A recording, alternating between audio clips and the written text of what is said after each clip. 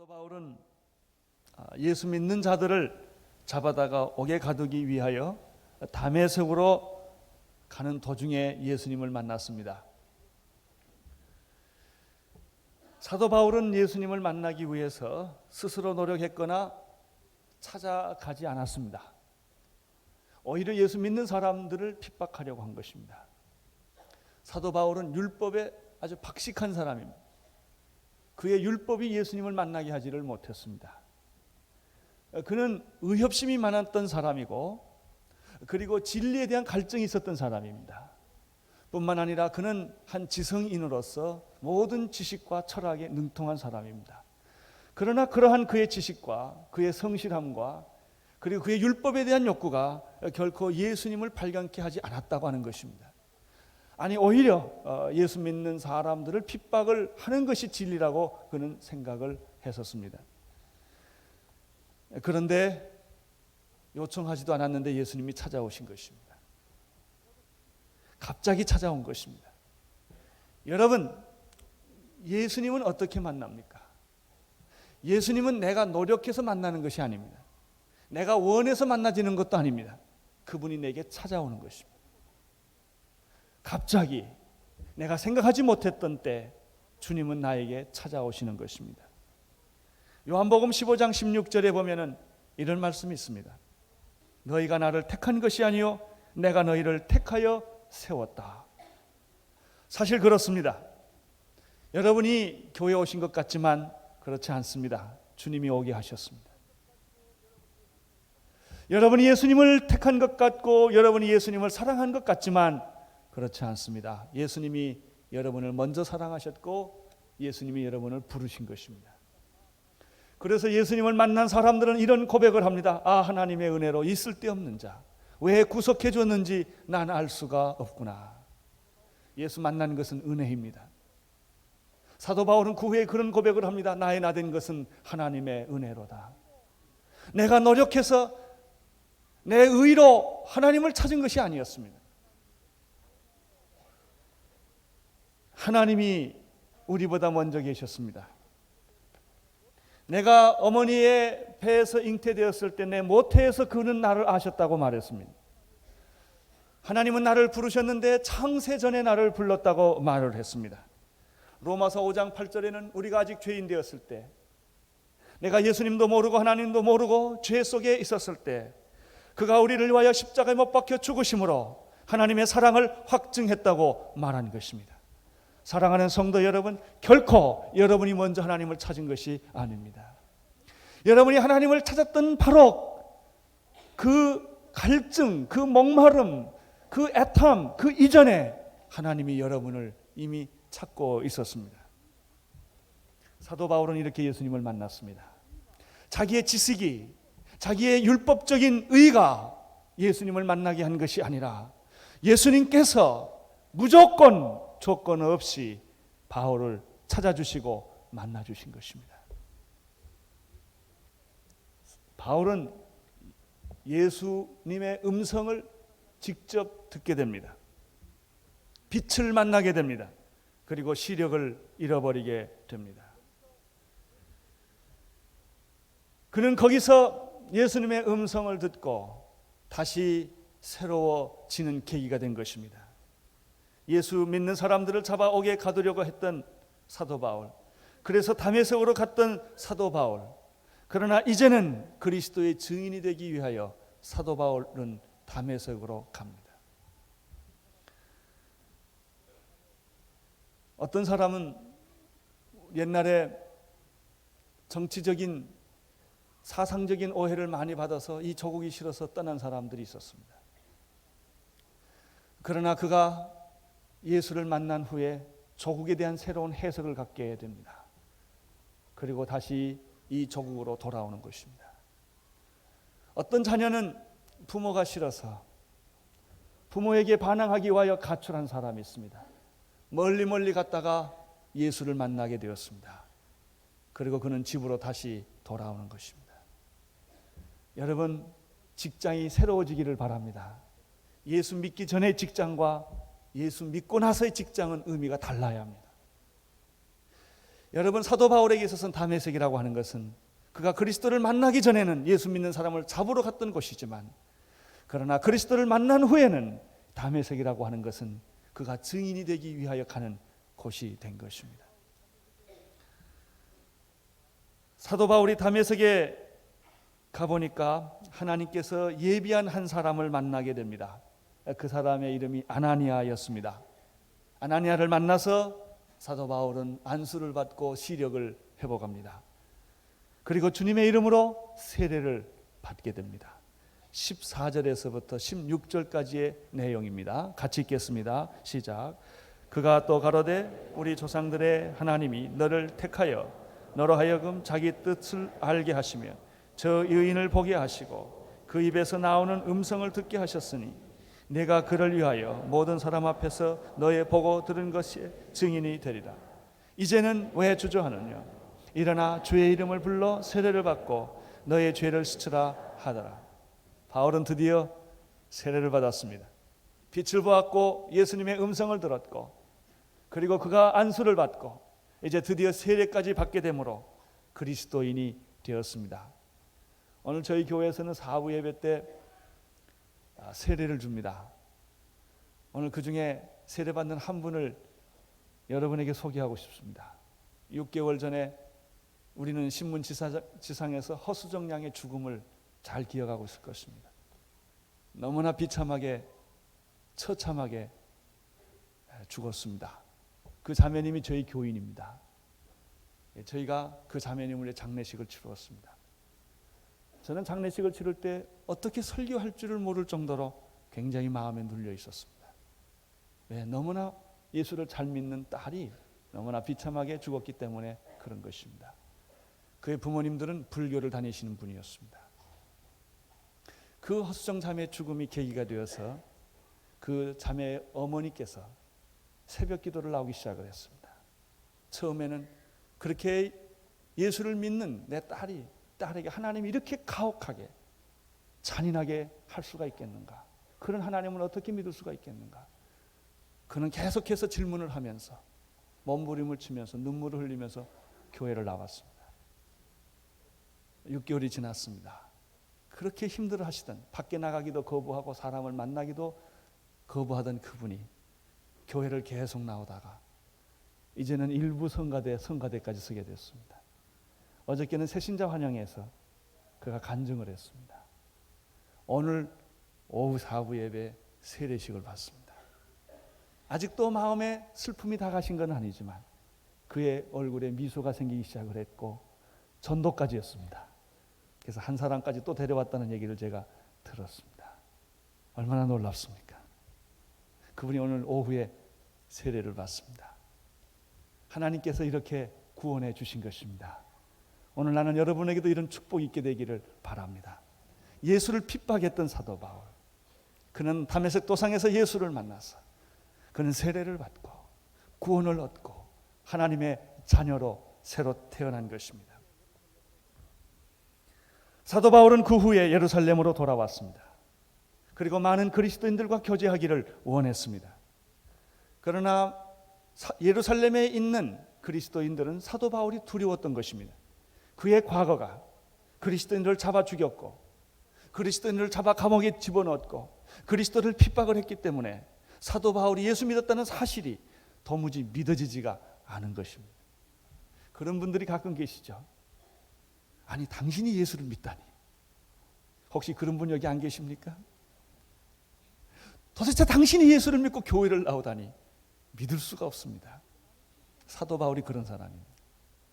그래서 많은 그리스도인들이 사도 바울과 교제하기를 꺼렸습니다. 위장한 줄 알고, 혹시 우리를 속이는 줄 알고, 그리고 그의 과거가 너무나 무서웠기 때문에 교제하기를 두려워했던 것입니다. 이 사이에 끼어들어서 사도 바울을 보호해 줬던 사람이 한 분 계십니다. 바나바였습니다. 역시 바나바는 참 화해자입니다. 바나바는 사도 바울 편에 서서 많은 그리스도인들에게 이 사람이 예수 믿는 것은 진짜다, 그리고 이 사람들을 받아줘라라고 그가 중간에서 그런 역할을 합니다. 예루살렘으로 돌아온 사도 바울은 외로웠습니다. 그래서 그는 성전에 가서 기도하고 있었는데 기도하던 중에 비몽사몽간의 환상을 보고 하나님의 음성을 듣게 됩니다. 17절, 18절 함께 읽겠습니다. 시작. 후에 내가 예루살렘으로 돌아와서 성전에서 기도할 때 비몽사몽간의 봄에 주께서 말씀하시되 속히 예루살렘을 떠나라가 저희가 내게 대하여 증거하는 말을 듣지 아니하리라 하시거늘. 사도 바울이 본 환상과 음성은 예루살렘을 떠나라는 것입니다. 즉시 예루살렘을 떠나라. 사도 바울은 환난과 결박이 나를 기다리고 있지만은, 많은 성령의 음성이 있었지만은 그는 예루살렘으로 돌아오기를 원했습니다. 사실은 6월절 이전에 돌아오기를 원했습니다. 그러나 시간을 맞추지 못했기 때문에 다시 오순절까지 돌아오기를 그는 간절히 사모하다가 드디어 예루살렘에 돌아왔습니다. 그러나 성령님의 음성은 무엇입니까? 예루살렘을 떠나라는 것입니다. 사도 바울은 그 음성을 듣고 자신을 돌이켜보기 시작을 했습니다. 그렇다. 내 과거를 내가 생각해보면 사람들이 나를 받아들이지 않는 것 이해할 만하다. 내 과거가 어땠느냐? 나는 예수 믿는 사람을 잡으러 다녔던 사람이 아니냐? 예수 믿는 사람들을 핍박했던 사람이 아니냐? 심지어 스데반의 죽음까지도 내가 옆에서 지켜보고 있었던 사람이 아니냐? 사도 바울은 그런 생각을 하게 됩니다. 사실 사도 바울이 예루살렘에 있는 성도들한테 환영을 받지 못했을 때 굉장히 섭섭했었습니다. 특별히 주님의 일을 하려고 할 때 주위 사람들이 이해하지 못하는 경우가 종종 있습니다. 나는 정말 전도하려고 하는데, 나는 정말 헌신하려고 하는데 주변의 사람들이 나의 과거 때문에 나를 오해하는 것입니다. 그래서 사도 바울은 19절에서부터 20절에서 다음과 같이 말을 합니다. 19절, 20절 시작.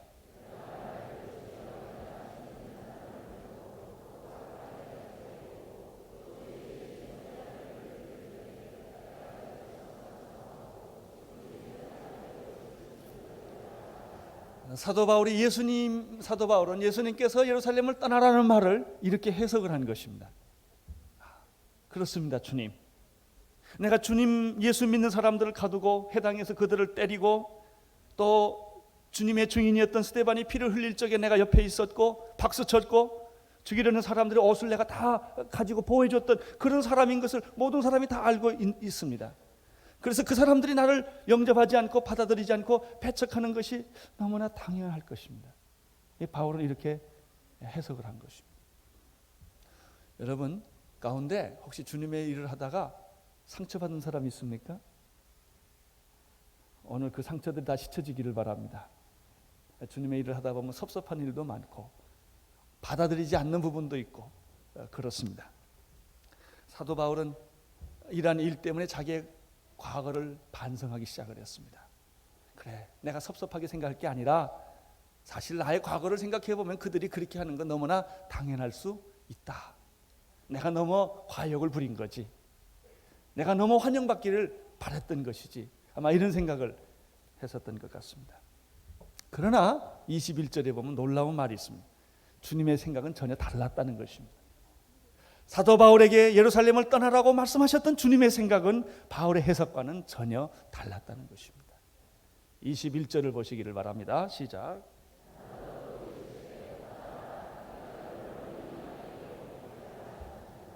두 번째 음성이 또 들린 거예요. 그렇습니다, 주님. 내 과거를 보면 그들이 나를 환영하지 않을 것이 뻔합니다. 이렇게 말을 했는데 주님의 음성은 떠나라는 거예요. 또 떠나라. 내가 너를 멀리 이방인들에게까지 보내겠다고 주님이 말씀하신 것입니다. 이게 무슨 뜻입니까? 여기에 우리는 사도 바울과 주님과의 생각에 큰 차이가 있는 것을 발견을 하게 됩니다. 이사야 55장 8절에 보면은 이런 말씀이 있습니다.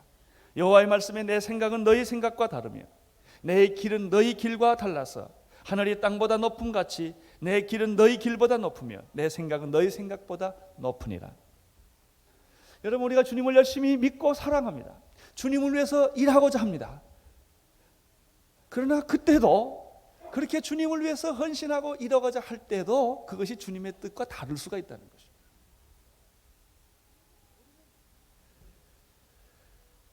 우리는 땅에서 삽니다. 땅에서 살면서 땅을 보면서 하나님을 이해하려고 합니다. 하나님은 하늘에서 우리를 보시고 우리를 인도하십니다. 하나님의 뜻이 이해되지 않을 때 섭섭함이 있습니다. 원망이 있습니다. 그리고 불평이 생기기 마련입니다. 왜 이렇게 하느냐? 내가 왜 이런 대접을 받아야 되느냐? 하는 이야기입니다. 이렇게 하나님을 사랑하면서도 하나님의 뜻을 순간적으로 잘못 이해했던 사람이 또 한 사람이 있습니다. 아나니아. 바울에게 안수를 해줬던 그 아나니아에게 하나님은 환상 속에 나타나서 아나니아야, 집가라는 곳에 가라. 그러면 거기 유다의 집이 있을 것이다. 거기에 한 청년이 기도하며 너를 기다리고 있다. 사울이라는 청년이 있다. 거기를 가봐라. 이때 아나니아는 그 주님의 환상을 동의할 수가 없었어요. 주님, 그 사울이라는 사람은 성도들을 핍박하고 주의 이름을 부르는 자를 결박하는 권세를 가진 그런 사람입니다. 지금 그가 다메섹으로 온다는 정보가 있는데 그것은 우리를 위하려 온 것이 아니라 우리를 잡으려고 오는 사람입니다. 그런데 주님께서 어떻게 그 사람에게 가라고 명령을 하시는 것입니까? 순간적으로 주님의 뜻을 아나니아는 다 이해할 수가 없었습니다. 그렇습니다. 주님을 위해서 일하면서 주님에서 헌신하는 사람들 가운데 우리의 선입관과 잘못된 정보라고 할 수가 없죠. 옳은 정보지요. 그러나 하나님께서는 새 일을 하시며 하나님께서는 엄청난 일을 하신다는 사실을 우리가 신뢰하지 않기 때문에 오히려 내 생각과 내 방법으로 하나님을 제한할 때가 많다는 것입니다. 하나님은 여러분 안에서 새 일을 하시기를 원하십니다. 하나님은 우리 온누리교회를 통해서 위대한 일을 하시기를 원하십니다. 주님께서 사도행전 9장 15절 16절에서 다음과 같이 말씀을 했습니다. 아나니아야, 주께서 말씀하시기를 아나니아야, 가라. 이 사람은 내 이름을 이방인과 임금들과 이스라엘 자손들 앞에서 전하기 위하여 택한 나의 그릇이라. 내 이름을 위하여 해를 얼마나 받아야 할 것을 내가 그에게 보이리라 하시니라. 그래서 아나니아는 생각을 바꾸고 주님에게로 사울에게로 가서 안수하고 그의 눈을 뜨게 하고 그 다음에 그에게 세례를 베풀어 주는 것입니다. 사랑하는 성도 여러분, 혹시 하나님께서 요즘 여러분에게 새로운 일을 말씀하지 않으십니까? 더 놀라운 일들을 말씀하고 있지 않습니까? 순종하시기를 바랍니다. 여러분이 이해되지 않았다고 거부하지 마십시오. 그것이 주님의 뜻이면 순종을 해보십시오. 그때 하나님께서는 우리가 알지 못하고 크고 비밀한 일들을 우리 생애, 우리의 삶 속에 남겨두시고 그 일을 하게 하시는 것입니다. 또 이런 비슷한 사람이 또 한 분 있었죠. 베드로입니다. 예수님을 너무나 사랑했던 베드로. 베드로가 기도 중에 환상 속에 한 보재기를 보게 됩니다. 그 보재기 속에 더러운 짐승들이 있었습니다. 구약에서 먹지 말라고 하는, 율법에서 먹지 말라고 하는 더러운 짐승들이 있었습니다. 그런데 하나님의 음성이 들렸습니다. 베드로야, 잡아먹어라. 베드로는 거부를 했습니다. 그는 하나님의 음성을 율법의 이름으로 거부한 것입니다. 주님, 나는 절대로 이런 걸 먹어본 일도 없고 먹을 수 없습니다. 율법에서 이걸 먹지 말라고 했던 것입니다. 베드로야, 잡아먹어라. 보자기가 올라갔습니다. 또 내려왔습니다. 또 올라갔습니다. 또 내려왔습니다. 마지막에 주님의 이런 음성이 있었습니다. 내가 깨끗하고 내가 거룩하다고 하는 것을 왜 내가 더럽다고 하느냐. 우리는 하나님을 제한할 때가 있습니다. 우리는 성령님을 제한할 때가 있습니다. 내 성경 지식으로, 내 율법의 지식으로, 내 과거의 종교적 경험으로 하나님을 제한하려고 하는 것입니다. 여러분, 하나님을 제한하지 않기를 바랍니다. 여러분, 성령님을 제한하지 않기를 바랍니다. 우리 하나님은 위대한 일을 지금도 행하시는 것입니다. 오늘 이 역사 앞에, 오늘 세계 앞에 우리 교회를 통하여, 여러분을 통하여 하나님은 새 일을 하시고자 하시는 것입니다. 나이가 많다고 걱정하지 마십시오.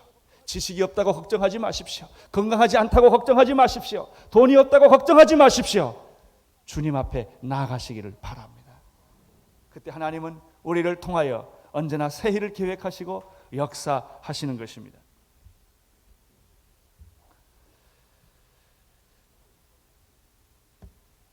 (21절을) 한번 다시 읽겠습니다. 시작.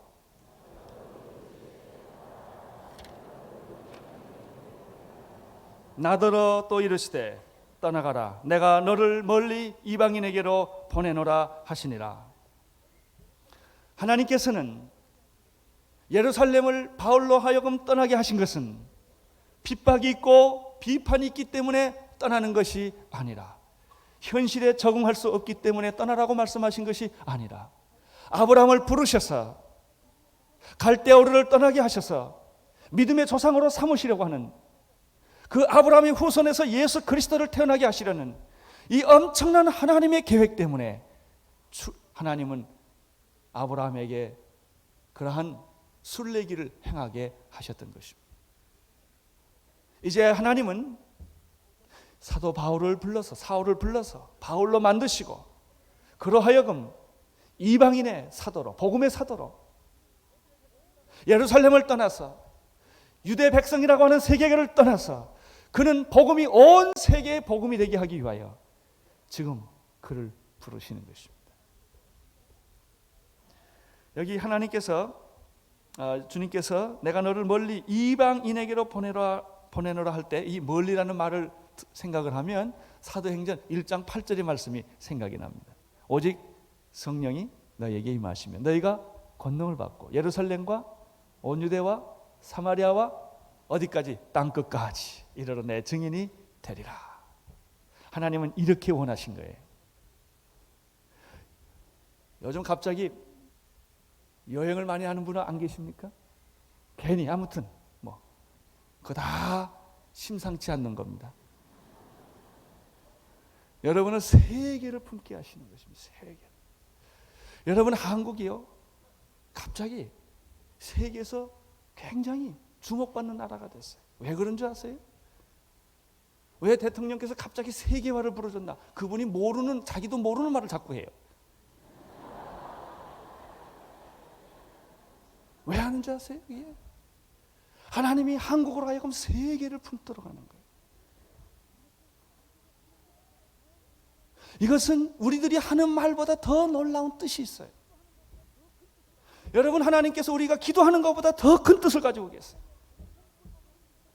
우리 자신을 보면, 우리 한국을 보면 참 초라해요. 어떻게 우리가 세계를, 우리 같은 사람이 어찌 말도 잘 못하고 영어도 잘 못하는 사람들이 어떻게 세계를, 이런 생각을 하게 돼요. 그러나 하나님은 12억의 중국을 품게 하셔요. 이북을 품게 하세요. 소련과 아시아와 아프리카와 브라질, 남미를 다 품게 하세요. 그리고 하나님은 여러분을 훈련시키세요. 교육하세요. 어떨 때는 채찍하시고, 이렇게 함으로써 우리가 하나님의 뜻을 이루도록 하나님이 우리의 직업을 사용하시고, 우리의 과거도 사용하시고, 우리의 현재도 사용하시고, 우리의 미래도 사용하신다는 사실입니다. 유대인들에게 있어서 이방인이란 감당할 수 없는 말입니다. 유대인으로 태어난 사람들이 복음의 빛이 이방인까지 간다. 메시아가 이방인의 메시아가 될 수 있다. 우리 유대인의 하나님이, 이스라엘의 하나님이 이방인의 하나님이 된다는 것은 상상할 수 없는 일입니다. 그런 말을 하면 기절해버립니다. 너무 놀라서. 그것이 유대인들입니다. 그런데 하나님은 유대인의 하나님이 아니라 이방인의 하나님이시라는 것입니다. 우리의 하나님은, 우리의 복음은 예루살렘에 머물러 있는 복음이 아니라 땅끝까지 전파되어야 할 복음이라는 것입니다. 유대인들은 이방인이라는 말을 듣는 순간에 더 이상 얘기를 들을 수 없을 정도로 흥분을 합니다. 22절, 23절입니다. 시작.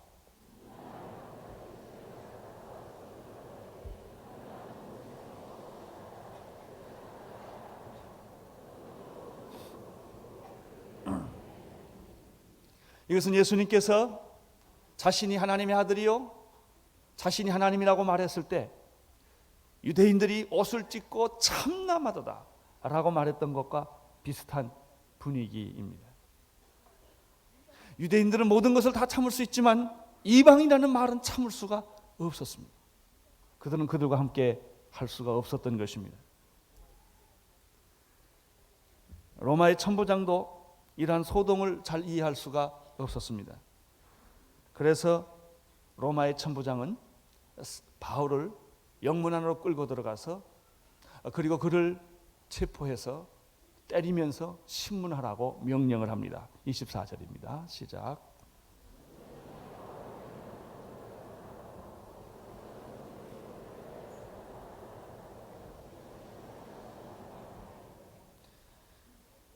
결국 이 천부장은 두 번째 소동으로 인하여 바울을 신문합니다.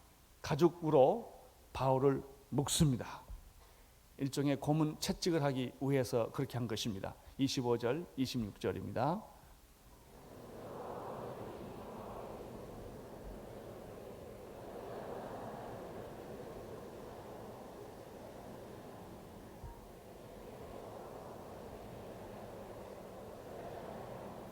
사도 바울을 가죽줄로 묶었습니다. 이때 사도 바울이 한마디 합니다. 너희는 로마 사람을 죄로 정하지 아니하고 채찍질할 수 있겠느냐, 이런 말을 던집니다. 이때 사람들이 굉장히 당황을 합니다. 왜냐하면 로마 시민은 절대로 재판의 과정을 거치지 않고 정지하지 않기 때문에 그런 것입니다. 이것을 사도 바울이 이용을 합니다. 재미있는 것은 재판을 지금 이 신문을 하는 천부장은 로마 시민권을 돈으로 산 사람입니다. 그래서 당황해서 다음과 같은 질문을 27절에서 합니다. 시작. 27절.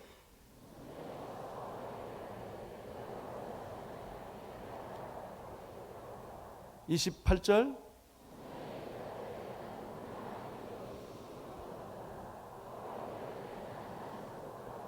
29절.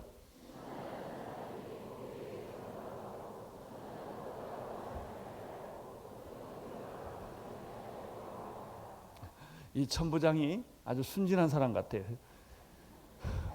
자기가 로마 시민권을 돈으로 샀다고 말을 합니다. 얼마나 부러웠으면 이 말을 했겠어요. 내가 로마 시민이냐? 그렇다. 나는 이 로마 시민권을 돈 주고 샀는데 나는 나면서부터 난 로마 시민이 되었다. 이런 대화를 합니다. 여기서 우리들이 전체적으로 바울에 대해서 배우는 게 한 가지가 있습니다. 그것은 사도 바울의 마음을 사로잡고 있는 것은 무엇인가? 이 재판 중에서, 이 소동 중에서, 이 천부장과의 대화 중에서 사도 바울의 마음을 사로잡고 있는 것은 무엇일까? 오직 하나입니다. 예수 그리스도. 오직 예수.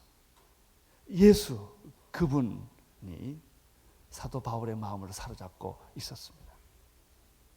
사도 바울은 고린도전서 2장 1, 2절에서 이렇게 고백을 합니다. 형제들아, 내가 너희에게 나아가 하나님의 증거를 전할 때 말과 지혜의 아름다운 것으로 아니하였나니 내가 너희 중에서 예수 그리스도와 그의 십자가에 못 박히신 것 외에는 아무것도 알지 아니하기로 작정하였다. 여러분, 사도 바울은 지식이 있었던 사람입니다. 학문이 있는 사람입니다. 대개 자기 학문이 많은 사람은 그 학문을 말하지 않으면 견딜 수가 없어요. 돈 있는 사람은 돈 쓰지 않으면 견딜 수가 없어요. 다 그런 것입니다. 사도 바울은 내가 학문으로 예수를 전하지 않겠다. 지식으로 예수를 전하지 않겠다. 변증으로 예수를 전하지 않겠다. 나는 십자가에 못 박히신 예수 그리스도만을 말하겠다. 그는 복음을 전할 때 철학을 이용하지 않았습니다. 사회학을 이용하지 않았습니다. 심리학도 이용하지 않았습니다. 그는 십자가에 못 박힌 예수 그리스도를 말했습니다. 이분이 사도 바울입니다. 얼마나 놀랍습니까? 여러분, 예수 그리스도의 십자가에 못 박히신 것을 가지고 사람을 전도할 수 없다면 그건 십자가 아닙니다. 예수께서 부활하셨다는 이 사실 하나 가지고 사람을 감동시킬 수 없다면 그건 부활 아닙니다. 바울은 이것에 대한 확신이 있었습니다. 나는 예수가 십자가에 못 박히신 것 외에는 자랑할 것이 없다. 로마서 1장 14절에 보면 바울은 또 이런 말을 합니다. 헬라인이나 야만인이나 지혜 있는 자나 어리석은 자에게 내가 다 빚진 자라. 바울에게는 그 사람이 유식하냐 무식하냐가 중요하지 않았습니다. 그 사람이 선택받은 사람인가 선택받지 않는 사람인가도 중요하지 않았습니다. 우리는 사람을 만날 때 그가 누구냐가 굉장히 중요합니다. 다 그렇게 사람들은 자기 수준에 맞는 사람들을 만나서 살려고 합니다. 수준 위의 사람들을 만나는 것을 자존심 상해합니다. 사도 바울은 그런 것이 중요하지 않았습니다. 그는 모든 민족과 모든 열방에, 이스라엘뿐만 아니라 유대인들뿐만 아니라 모든 민족과 모든 열방에게, 모든 이방인에게도 예수 그리스도는 주님이 되셔야 했습니다. 이분이 사도 바울입니다. 모든 사람에게 나는 빚진 자라.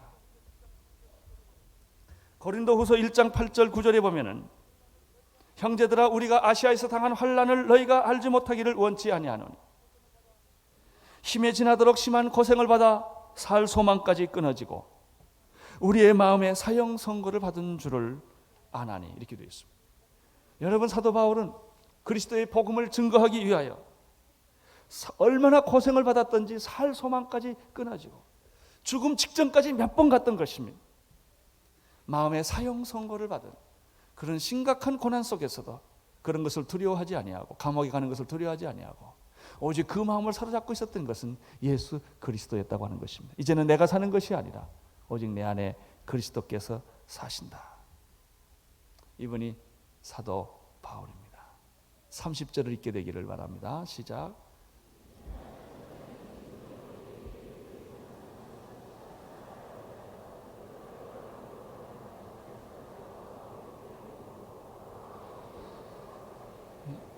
예수님의 경우도 똑같았습니다. 로마 군인들이 예수님을 붙잡고 그 다음에 대제사장 가야바 법정에 예수님을 세워서 재판받게 합니다. 천부장이 바울을 붙잡고 이제 그를 다시 대제사장과 공회 앞에, 법정 앞에 이 사도 바울을 세우는 것을 볼 수가 있습니다. 사도 바울이 이제는 소열하고 하는 육체적인 고통에서 재판이라고 하는 정신적 고통으로 이제 상황이 바뀝니다.